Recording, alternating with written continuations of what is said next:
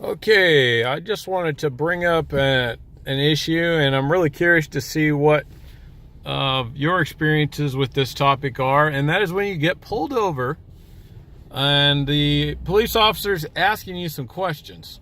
My wife got pulled over for having a turn signal that was out, and you might say, well, that's pretty helpful. This police officer is just pulling you over to let you know that's the case. Well, if that were the case and it was as simple as that, yes, I would be very grateful for him to do that and inform us. But the taillight being out was just a reason to pull my wife over. And then he asked her some questions. Sure, she could have gotten a ticket for that. He gave her a warning. He said, well, where are you going? I said, I'm coming back from work. Well, where do you work? Well, what do you do?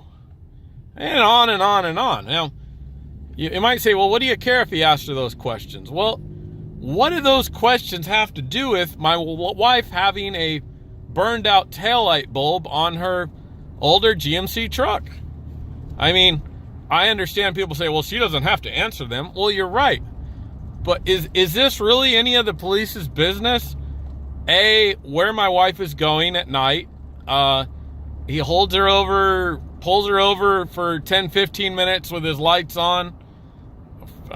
Just looking for something, I guess. But if that's none of his business, where she works, what she does at work, where she's going, why is he asking those questions? And he's not just asking those questions. I mean, he's standing beside her, probably weighs twice as much as her. He's got a gun on his belt. He's got his lights blinding her. For what purpose is that any of his business? I mean, nor is it my wife's business to know what he's doing after work and what he's doing and where he's going and where he lives.